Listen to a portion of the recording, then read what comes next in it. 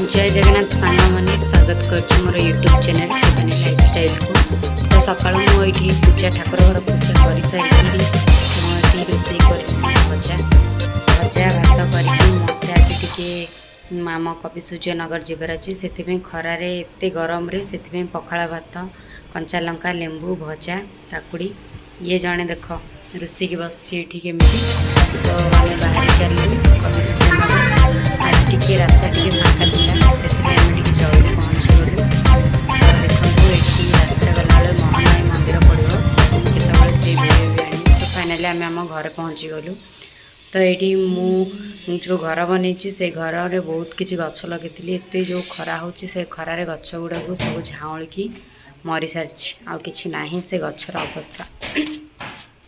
तो देखु ये केमती गछ गुड़ा मु लगे गछ आ कि भी ना घर यहाँ मोर फास्ट रूम। तो घर टिके टिके कंप्लीट होनी बाकी अधा अधि काम होइछि। तो मो पुआ देख आगे केमती सितार चली।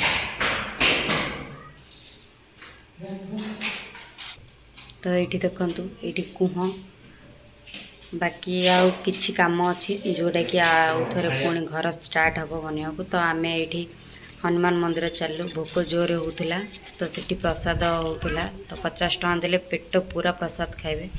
तो से अरे बाप रे ये गोटे एवं तैयारी हो गलानी गोटे पार्क छोट पार्क टे तैयारी।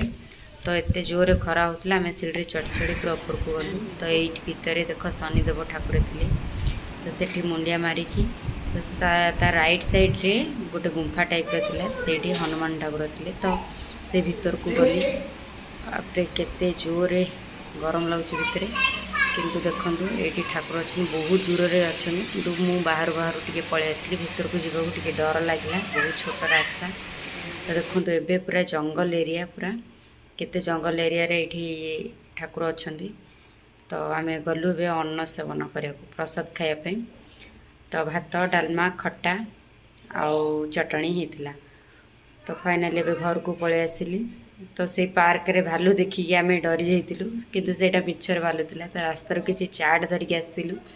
तो मो पु टांगे टांगे कर चाट टे खाई आपको जब मो वीडियो भल लगे लाइक करेंगे शेयर करेंगे एंड कमेंट करेंगे।